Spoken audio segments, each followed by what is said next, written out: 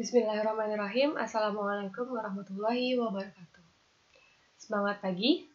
Pada kesempatan kali ini, kita akan membahas mengenai fraud auditing atau auditing kecurangan.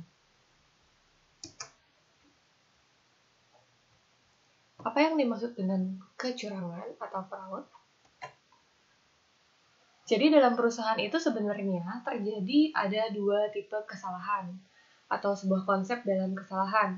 Nah, yang pertama adalah error. Error itu adalah sebuah kekeliruan yang tidak disengaja. Tapi kalau fraud itu sifatnya curang dan disengaja.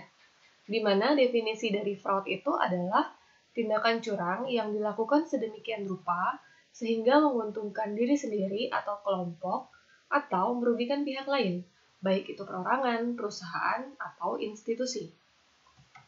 Kemudian, Institute of Internal Auditors atau IIA menyebutkan kecurangan adalah meliputi serangkaian tindakan-tindakan tidak wajar dan ilegal yang sengaja dilakukan untuk menipu. Jadi keywordnya di sini adalah sengaja, sebuah tindakan yang disengaja. Jenis-jenis fraud. Jika kita melihat berdasarkan pelaku, fraud itu terdiri dari dua, yaitu employee fraud dan manajemen fraud. Employee fraud adalah kecurangan yang dilakukan oleh pegawai dalam suatu organisasi kerja. Jadi ini sifatnya individu yang dilakukan oleh seorang karyawan atau pegawai perusahaan. Sementara kalau manajemen fraud adalah kecurangan yang dilakukan oleh pihak manajemen dengan menggunakan laporan keuangan atau transaksi keuangan sebagai sarana fraud. Biasanya dilakukan untuk mencurangi pemegang kepentingan atau stakeholders yang terkait organisasinya.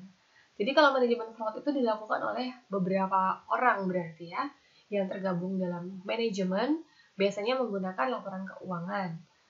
Seperti itu. Jadi sengaja melakukan kecurangan dalam laporan keuangan. Sementara jenis fraud berdasarkan tindakan terdiri dari dua, yaitu misappropriation of assets dan fraudulent financial reporting. Misappropriation asset ini merupakan penyalahgunaan aset perusahaan secara sengaja untuk kepentingan pribadi, biasanya sering dilakukan oleh pegawai atau employee. Contohnya adalah misalnya, seorang direktur perusahaan mendapatkan fasilitas kendaraan dinas.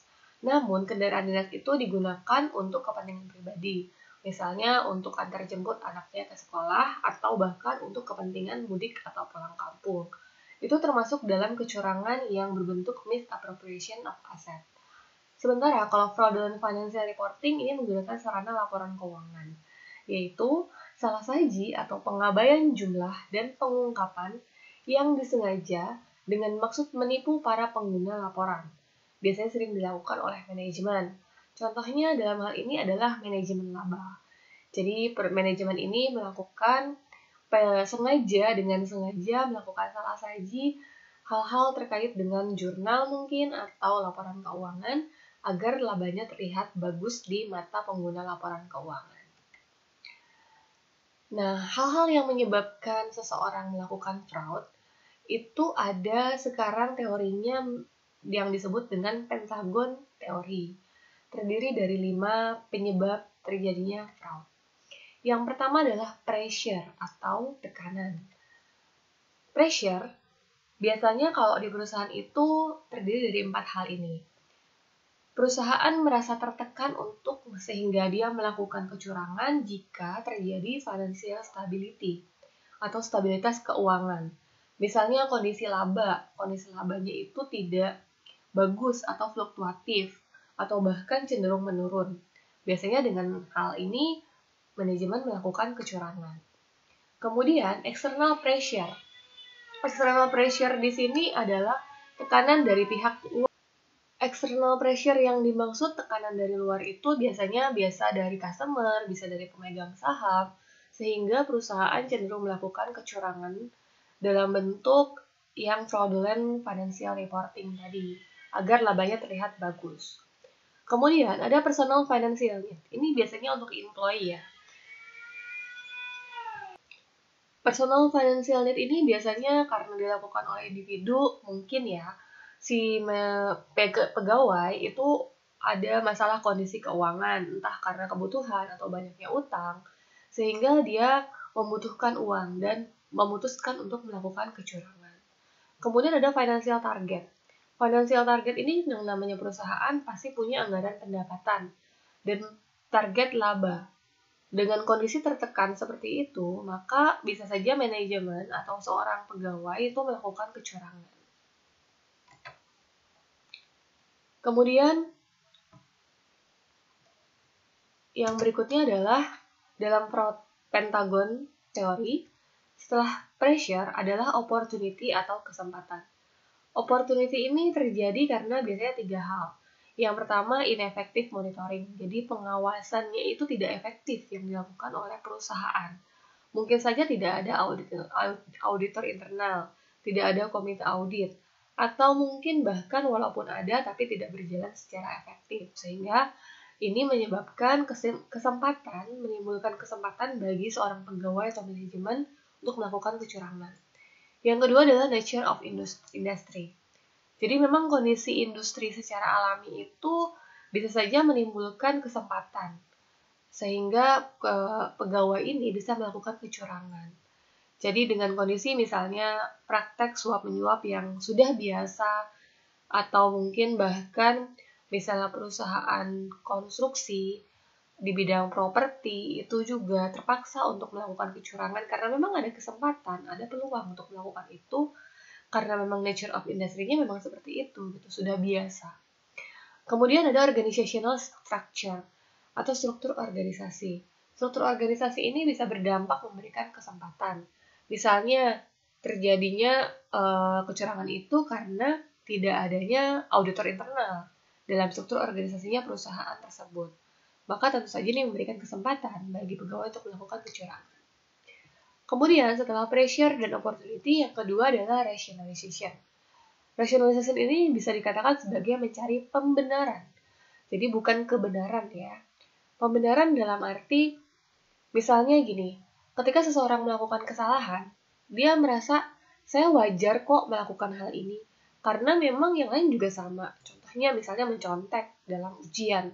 Itu juga merupakan fraud, jenis fraud yang dilakukan oleh seorang pelajar atau mahasiswa. Mahasiswa atau pelajar tersebut merasa rasionalisasinya mereka adalah wajar saya melakukan kecurangan karena memang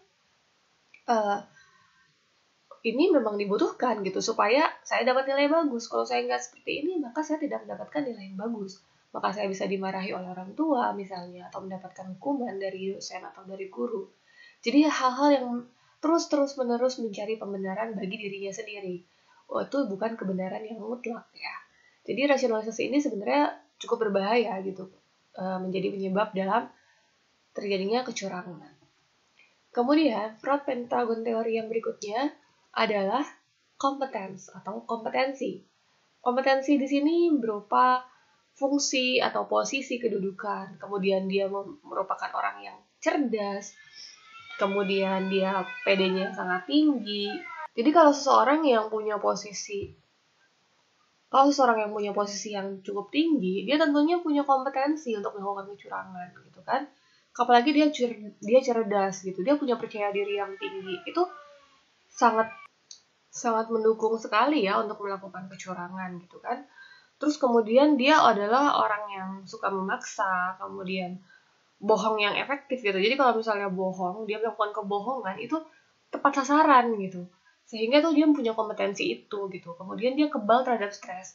Dia nggak peduli kalau misalnya kecurangannya dia itu bisa atau dia tidak merasa stres kalau dia melakukan kecurangan gitu. Dia tidak merasa ya udah dia biasa aja. Itu merupakan kompetensi yang buruk ya. Jadi kompetensi di sini adalah kompetensi yang sebenarnya negatif sehingga memberikan kesempatan bagi dia untuk melakukan kecurangan. Kemudian yang berikutnya adalah yang terakhir, arrogance. Ya, arrogance ini kalau menurut Crowe 2011 itu adalah merupakan sikap superioritas atas hak yang dimiliki dan merasa bahwa pengendalian internal atau kebijakan perusahaan tidak berlaku untuk dirinya. Jadi arogan itu semacam ya udahlah peraturan itu untuk semua gitu, tapi tidak untuk saya karena saya punya kekuatan di sini. Bisa saja ini terjadi kepada direktur yang mungkin merupakan anak dari pendiri perusahaan gitu kan, atau mungkin dia anak pejabat gitu, anak aparat penegak hukum yang akhirnya merasa dia bebas untuk melakukan kecurangan. Itu sikap-sikap arogan, biasanya seperti itu. Nah, itu adalah 5 hal yang menyebabkan terjadinya kecurangan atau yang menyebabkan seseorang bisa melakukan tindakan kecurangan. Nah, kita sebagai auditor, ketika kita melakukan audit, ini sebenarnya kalau audit kecurangan itu tidak dilakukan dalam proses audit laporan keuangan pada umumnya ya, untuk memberikan opini atau pendapat terhadap laporan keuangan. Dan biasanya sebenarnya audit kecurangan itu khusus gitu. Jadi setelah audit laporan keuangan, itu ada yang namanya temuan gitu kan. Kita menemukan temuan-temuan, indikasi-indikasi kesalahan yang terjadi. Nah, di situ kita identifikasi. Kalau memang sebenarnya itu bukan merupakan error, tapi memang kecurangan gitu kan, kesalahan yang memang disengaja, maka bisa di follow up dengan melakukan tindakan auditing atau audit kecurangan ini gitu. Nah, dalam proses audit kecurangan, kita bisa melakukan hal ini, yaitu menilai resiko kecurangan. Ini harus kita lakukan dalam hal kita melakukan audit kecurangan. Yang pertama adalah, seorang auditor itu memang harus punya skeptisisme profesional. Tapi, kalau kita melakukan audit kecurangan, ini harus ditingkatkan lagi skeptisismenya. Kita harus semakin tidak mudah percaya atas keterangan yang diberikan oleh klien kita gitu, oleh auditi kita.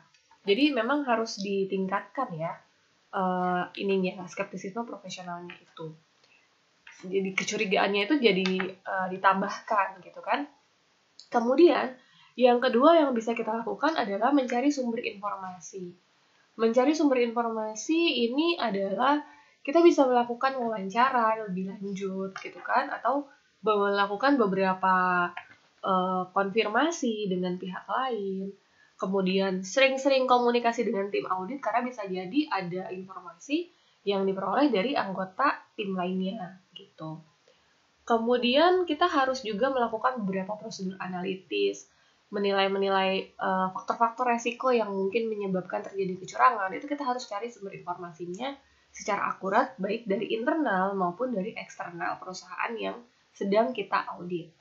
Kemudian yang ketiga, ini merupakan hal yang penting dari semua proses audit adalah mendokumentasikan dari penilaian kecurangan itu ya. Mendokumentasikan penilaian kecurangan ini apa saja hal yang didokumentasikan, yaitu mulai dari proses perencanaan, itu apa saja yang kita rencanakan dalam melakukan audit kecurangan itu kita catat atau kita dokumentasikan. Kemudian prosedur apa aja yang kita lakukan dan risiko apa saja yang muncul karena akibat kecurangan itu, alasan-alasan kita mendukung kesimpulan bahwa memang tidak ada risiko yang signifikan, hasilnya bagaimana, kondisi dan hubungan analitis lainnya itu seperti apa, sampai kepada sifat komunikasi mengenai kecurangan yang akan kita sampaikan kepada manajemen. Karena ini hal yang sensitif ya. Siapa sih gitu yang mau dikasih tahu bahwa Anda melakukan perbuatan curang? Itu kan harus sangat hati-hati dalam mengkomunikasikan. Nah, hal-hal itu harus didokumentasikan dengan baik. Kemudian, tata kelola untuk meminimalkan terjadinya kecurangan ini menjadi tanggung jawab manajemen. Jadi kita bisa melakukan pengawasan atau kita bisa memberikan saran dan kita bisa melakukan pemeriksaan lebih rinci lagi apakah manajemen ini sudah melakukan tata kelola ini dengan baik agar kecurangan itu dapat diminimalisir. Gitu. Nah, tata kelola yang baik itu harusnya yang pertama adalah adanya budaya jujur dan etika yang tinggi. Jadi penerapan integritas, penerapan itu selalu jujur di dalam organisasi apapun, baik swasta maupun pemerintah, juga menekankan kepada penerapan kode etik yang tinggi, ini bisa meminimalkan terjadinya kecurangan. Kemudian yang kedua, adanya evaluasi risiko secara berkala yang dilakukan oleh manajemen. Jadi manajemen di sini juga berfungsi untuk dia mengevaluasi risiko, gitu, menilai risiko. Apakah mungkin terjadinya risiko-risiko yang mungkin muncul baik itu ringan, sedang maupun berat ketika adanya kecurangan. Kemudian pengawasan oleh komite audit atau mungkin auditor internal ya di dalam perusahaan. Jadi auditor internal yang dalam perusahaan atau komite audit ini harus melakukan pengawasan secara berkala dan efektif, sehingga ketika sebelum terjadi kecurangan itu bisa diidentifikasi dengan adanya pengawasan oleh komite audit. Kecurangan baik sebelum dilakukan itu kita bisa melakukan pencegahan itu terjadi gitu ya, karena ada evaluasi juga untuk efektivitas sistem pengendalian internalnya dari komite audit. Kemudian kalaupun terjadi kecurangan itu segera ditindaklanjuti sehingga tidak berlarut-larut dan tidak terjadi kecurangan yang serupa di kemudian hari. Nah, jadi itu materi mengenai audit kecurangan. Selanjutnya kalian bisa memperjelas lagi secara detail dengan membaca di buku materi. Terima kasih. Saya akhiri dengan mengucap alhamdulillahirabbil alamin. Wassalamualaikum warahmatullahi wabarakatuh.